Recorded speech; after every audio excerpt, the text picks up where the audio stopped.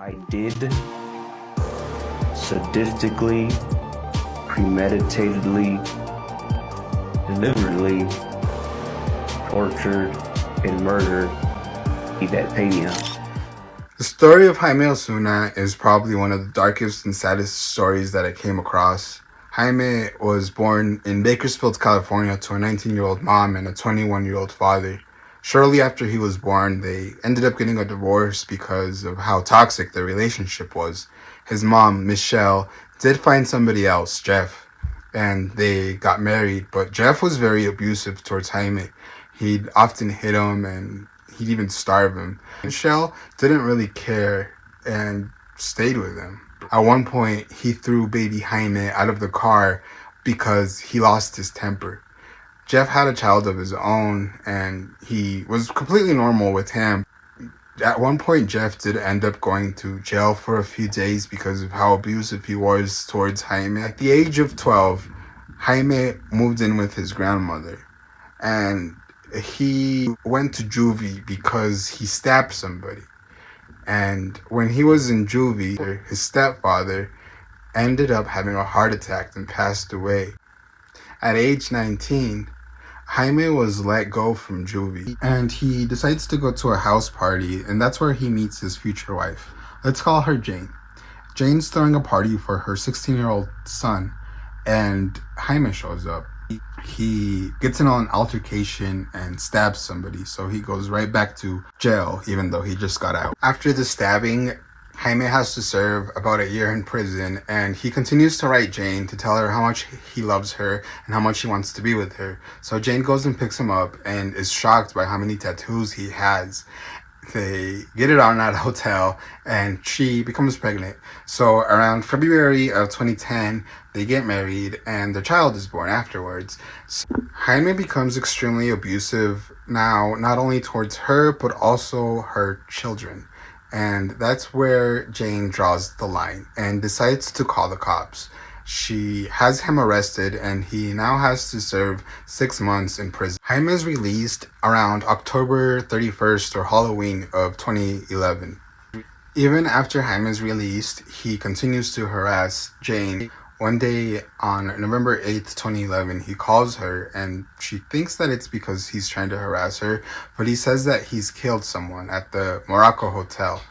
Jane is extremely worried, and she calls the cops, and the cops do absolutely nothing. It isn't until 5 days later that one of the employees at the Morocco Hotel finds Yvette Pena's body and calls the cops. I am calling from the El Morocco Motel.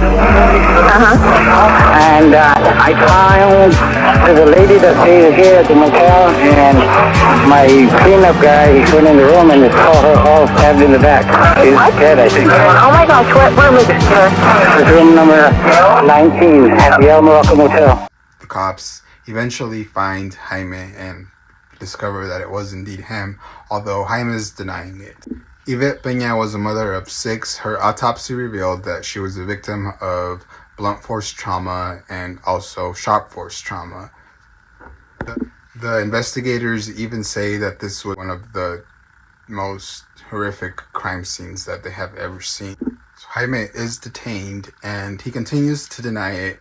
His trial isn't set for another 5 years, and while these 5 years take forever to happen, he continues to harass Jane by sending her letters written in blood. He even at one point sends her a mashed up rat in the mail. During those 5 years, there's several hearings, and Yvette's family goes to testify.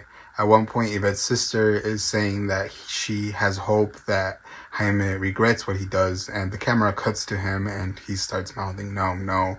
He does these creepy things where he smiles, and he does little waves at them, and he just shows no regret for what he's done to Yvette Pena. He continues to deny that he did it up until 3 days before the actual trial, and he does an interview. At the interview, he confesses to the interviewer that he did do it. I did sadistically, premeditatedly, deliberately tortured and murdered Yvette Pena.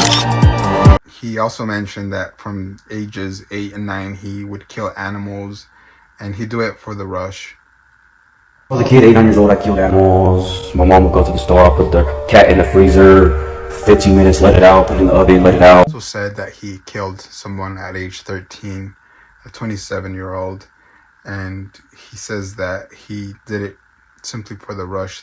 As you kill a person, it's more of a trying to get a rush. It's a rush. It's an addiction. It's a drug.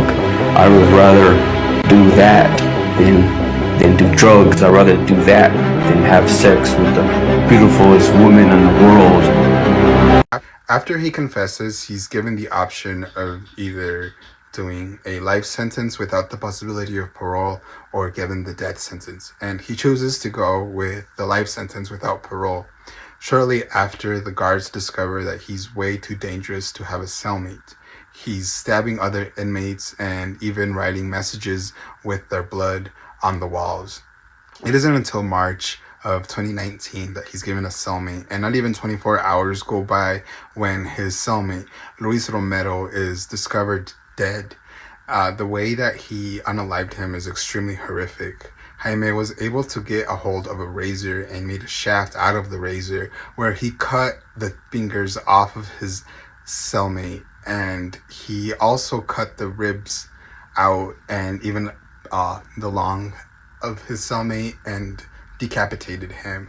He then wrote on the wall with the blood, "Ha ha ha," and wrote on the wall, "I am the man with 1,000 faces." He made a necklace out of the body parts of his cellmate, and when the cops came to his cell, he was in there covered in blood, surrounded by Luis Romero's body parts. Jaime requested photos of the crime scene, but the judge denied it. Like I said, this was probably one of the saddest and darkest stories that I came across, and thankfully he's going to be serving the rest of his life in psychiatric prison.